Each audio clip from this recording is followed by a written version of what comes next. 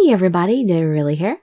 Thank you so much for joining me for another episode of Destiny's Princess, a war story, a love story.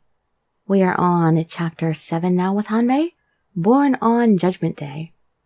And in the last episode, we were lucky enough to have Kotaro give us some insight as to Hanbei's true feelings, so our character now has a clue, which is a wonderful thing. Let's see if that helps things along a little. You can just sit back, relax, and let me read you a story. After crying until my tears had run out, I slept well that night, apparently exhausted. Thinking back for the past several days, I'd spent every night in Hanbei's room. I had hardly gotten any sleep. It was natural that I would have been tired. "Oh, Princess, your eyes are so red." The handmaid patted my eyes with a wet cloth. "I'm so sorry. You must have felt really awful to have cried this much." But I really don't feel bad at all. After crying myself out, my spirits had been lifted. My head felt much calmer and clearer than before. "That's good to hear. But still, if someone was mean to you, I'd like to go give them a piece of my mind." Oh, she's like Rudy from Rain to Fleur. Thank you. I might take you up on that someday. Excuse me. A page appeared outside of my open door. "Princess, Lord Nobunaga requests your presence." What on earth could he want to see me for? This was the first time he'd asked for me like this since he'd become my father. Quote-unquote father. Nobu... After almost accidentally calling him by name, I quickly stood and corrected myself. "Father, it's me. You wanted to see me?" "Yes, come in." When I walked into the room, all of the head generals were already gathered inside. I walked into the middle of the room. "What was it that you wanted?"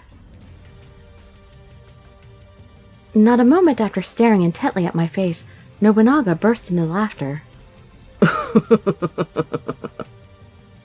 "What are you laughing for? I'm all nervous here." "What's so funny?" "I'd happen to overhear, but Hanbei, her eyes, they're so red." "Huh?" Nobunaga was overcome with laughter, so hard he had to wipe away tears. "I heard about your many long nights together. I know you're both young, but still, I'm impressed." Oh my god, everybody! But at least my dad's okay with it. He doesn't mind his daughter being defiled before her wedding day, every night. Finally catching on to what he was talking about, my entire body burned with mortification. I'm blushing all the way down to my toes. He was making fun of Hanbei and me sleeping together, in front of all the people. He was mocking me, his fake daughter, but daughter nonetheless, in front of all these important men. What a jerk! What kind of father are you? Don't say anything. No matter what I said, it would surely only make things worse. Yeah, just bear it. When I'd agreed to Hanbei's propositions, I'd been thinking about this country and its people. But what would saying that now accomplish? It would only sound like an excuse. I was doing it in service of my country and people. Yeah, I don't think they'd go for that. I was mortified. I was so ashamed. I would have happily slit my own throat on the spot. The vassals looked down, some covering their mouths, others not trying to hide their laughter. I didn't see Kotaro there. Masamune was silent and expressionless, but looked uncomfortable. Yukimura stood up, visibly furious. "Finally, somebody that's on my side! Defend me, brother!" "Father? What kind of father would—" If I may interrupt. Until then, Hanbei had sat utterly expressionless, but now he spoke up. "I'd like to take advantage of this opportunity to make an announcement to you all." His cool voice was clear and bold. "Oh-ho, what could it be? Do tell us." "I am aware that there are rumors being spread about the nature of Saya and my relationship. But they're all false." Nobunaga's lips curled into a smirk. "What's that now? Are you saying that you haven't been intimate with the princess?" That will become obvious enough whenever she gets married, her body remains pure. Go ahead, do an examination. The room erupted with murmurs. Unable to speak, I simply looked at Hanbei. I'm really surprised to see him defending my honor. Why am I saying stop Hanbei? That doesn't make any sense, but that's what I'm supposed to do. What am I stopping him from doing? Don't defend my honor! What are you doing, Hanbei? No, you want everybody to think of your virility. Hanbei! Without thinking, I shouted out. What Hanbei was saying was in one way true, but in one way it was also false. That my body was pure, quote-unquote, was one assertion that even I couldn't make. It's okay, Princess. I didn't tell anyone the reason why I had been asking you to come to my room. Because of the misunderstanding stemming from that, I must explain the truth to everyone now. Hanbei. Hanbei looked at me with a smile. Only his eyes were more seriously telling me to keep quiet. Oh, so you have another reason for summoning the princess to your room all those late nights. Well then, Hanbei, please do tell us just what the two of you were doing. The princess has been tending to my sickness. All night long? Yes. She's been dedicatedly nursing me back to health, rubbing my back, and brewing medicine. Hanbei's tone was gentle. Before I'd realized it, he was smiling. It was an honest, genuine smile, the same one I'd seen when we left the castle together. I've always been fussy. I don't like being touched by strangers. I also didn't want anyone else finding out how sick I was. Even though she's no longer my fiancé, I don't mind her touch or her knowing. I've recently gotten worse, and so I'd been relying on her kindness. But because of that, vile rumors have been spread about her.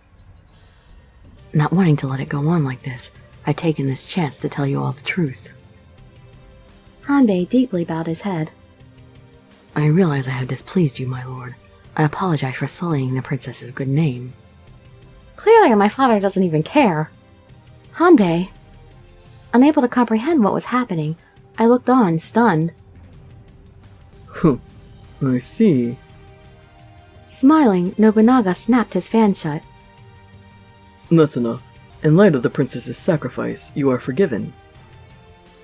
I grow weary of this conversation. More importantly, what is this announcement you had? It must be rather important to have gathered all of us like this, I presume. Yes, sir. I may have identified the source of the demons. What? The vassals shot to their feet. Their feet? Is it one vassal or more than one vassal? I see. You refer to the person or creature guiding their attacks. For a long time, I've wondered about these demons, dwellers of the underworld. I wondered why they were so intent on causing ill, specifically to this country of ours. Yukimura looked thoughtful. Good point. If they were attacking at random, other countries should have been affected too. Right, but it's been only this country, and the neighboring castle right on the border. Precisely. It's much too focused an effort for unintelligent demons. Therefore, they must be acting on someone else's orders. The vassals' murmurs grew more excited. Nobunaga's eyes gleamed. So there's someone directing their actions. Yes, but I couldn't think of anyone in the area with that much malice for us at the moment. Oh, come on, I thought he had already figured it out. Back in video 3, I was saying I realized that it's probably our old Rokaku enemy. Either there's some supernatural thing going on that one of them lived like a really long time, or just one of the descendants couldn't stand it anymore after that festival celebrating their defeat and decided they wanted to get even with us. I thought Hanbei would have figured that out from what we told him. Then I had an idea. Oh, he does know. Sorry, I preempted him. There, Hanbei paused and looked at me. Princess, would you sing the song from last night for us? Stop trying to get me to sing! I won't do it. Oh, okay. I took a deep breath and then started to sing out for everyone in the room to hear. What a terrifying sight the demon creatures be. 6 horns on their head, 1, 2, 3, 4, 5, 6.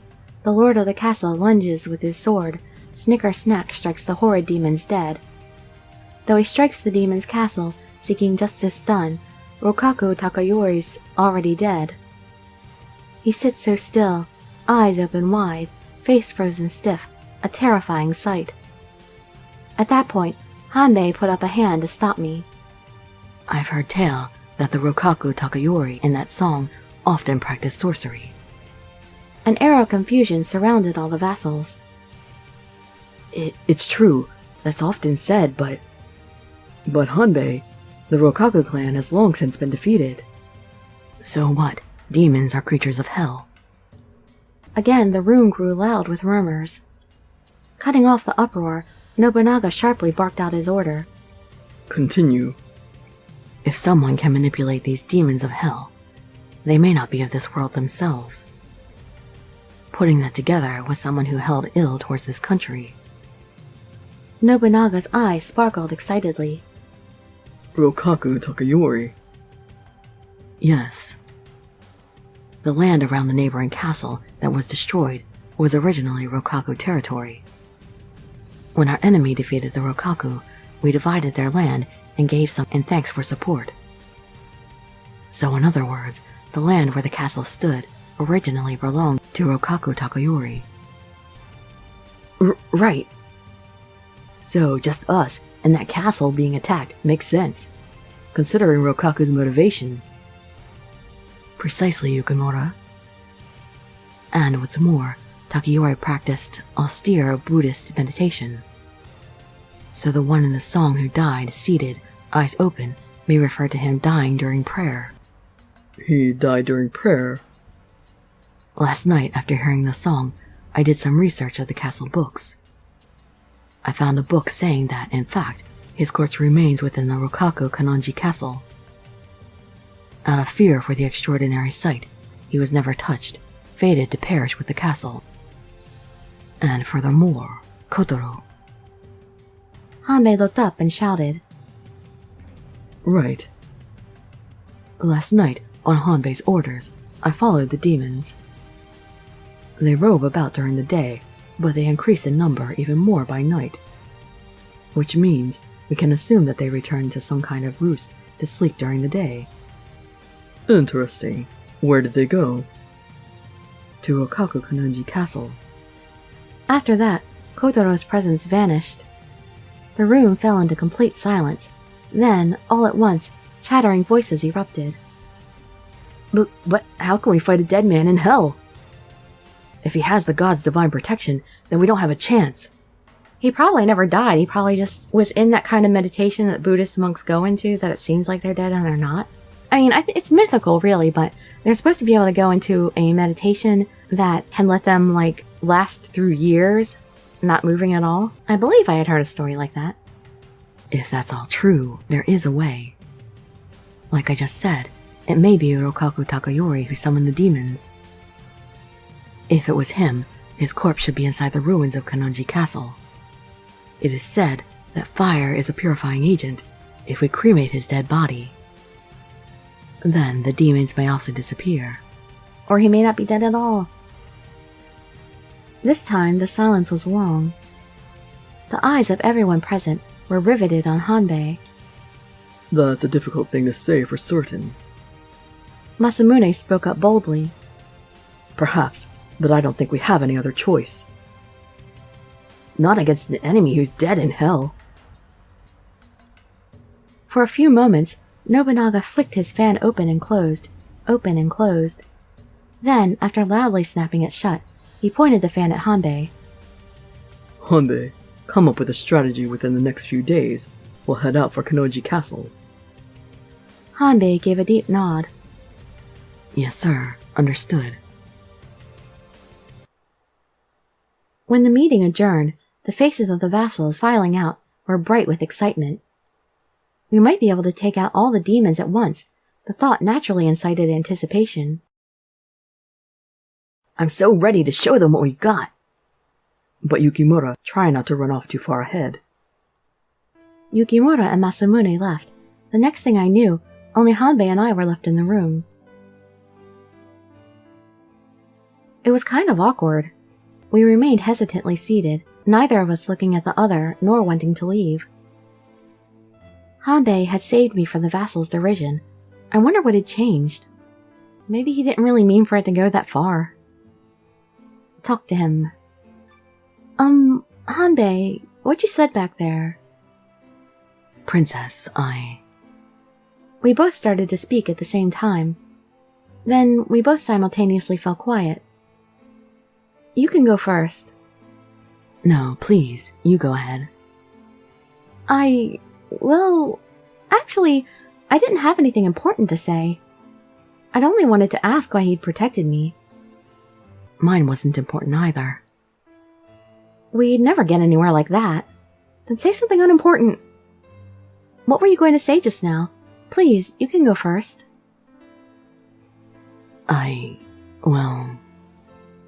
I just wanted to say that from tonight on, I won't be asking for you anymore. Huh? Hanbei looked away, trying not to meet my eyes. It may have been my imagination, but it looked like he was blushing. Oh, why couldn't they give us the blush? I want to see pink cheeks here. You mean, you don't want me anymore? Yes, no, not like that. He is blushing now, yes! There's the pink. I mean, yes, but... Hanbei stumbled over his words for a while, and then the silence returned. Oh, I love seeing tough guys blush. As I waited for his reply, the next voice I heard was in fact Nobunaga's. Did you really think you'd fooled me with that excuse? Both of us glanced up in surprise at the sudden voice. Father, what are you doing here? Weren't you the first one to leave? I forgot this and came back to get it. I wouldn't be surprised if Nobunaga's figured out that he's not really my father. He picked up something from the floor. Your fan? I glared at Nobunaga. You could have just sent a page to get it for you. Oh, don't be like that. I wanted a word with the two of you alone. Nobunaga turned towards us and pointed with the fan. Caring for him while he was sick? Huh. As if that were the only reason. You may not have crossed that final line, but it's obvious that you two have been intimate. How can he tell that? How can he possibly tell that we haven't crossed the line but we've been intimate? That doesn't make any sense, unless he's been listening at the door himself. Or at the wall. Is his room next door and he's been sitting there with his ear pressed to the wall all night every night? Hanbei only stared at Nobunaga. Nobunaga smirked and then pointed the fan at me. Princess, I'm surprised at you carrying on a tryst with someone you've only just met. Oh my god, he has figured it all out. If I knew you were that easy, I would have gone for you. Oh my god! If I knew you were that easy, I would have gone after you myself first.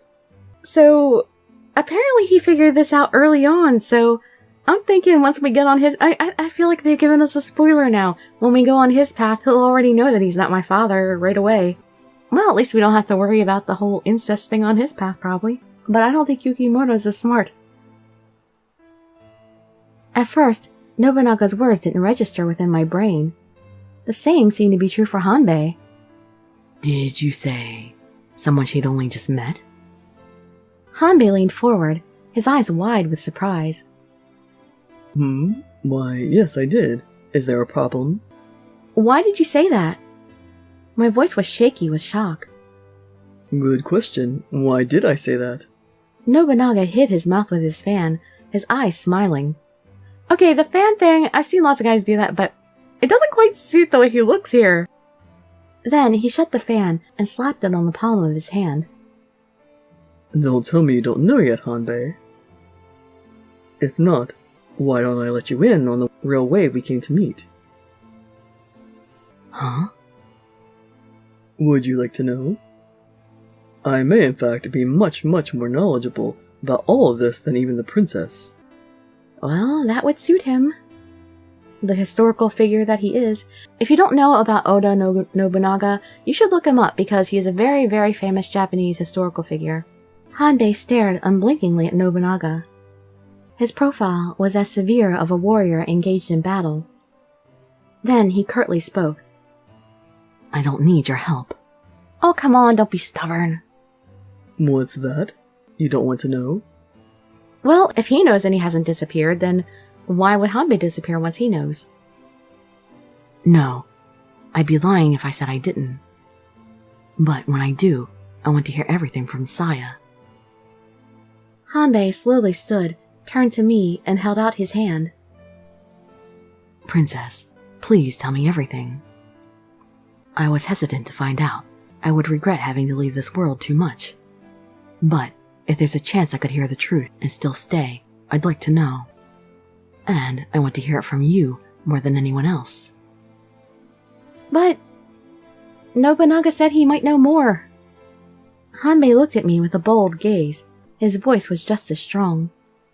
His eyes were clear and cool, no hint of the dark shadows that were present when he tormented me. All right, Hanbei, I'll tell you everything. The time had come. Well then, perhaps we could go to my room and... All of a sudden, Hanbei's smile disappeared. His eyes flew open, and his hand covered his mouth. Not now! Hanbei! Hanbei, what is it? Nobunaga too frowned and started to walk over towards us. I peered at his face, then gasped. Is he coughing out blood? From between Hanbei's pale white fingers trailed droplets of blood. Hanbei! Even as I screamed, Hanbei fell to the floor with a thud before my very eyes. No! Don't end the chapter there! Gosh darn it. Well, like I said, I knew it was going to be illness or injury. One of the two. Alright, so he's going to have the illness, somebody else is going to be injured. Come on, illness, why must you interrupt us at a time like this? We were just about to be honest with each other. Well, let's hope he gets well enough to hear it all soon. Well, let's see how his health does later on. Join me for the next video, if you will. I'd love to see you there or in some of my other videos, and I'd be grateful for any likes, comments, subscriptions, or shares with your friends to show some support. Thank you so much for joining me, and I wish you all health, happiness, and safety. Dirili signing out. Bye-bye, everybody.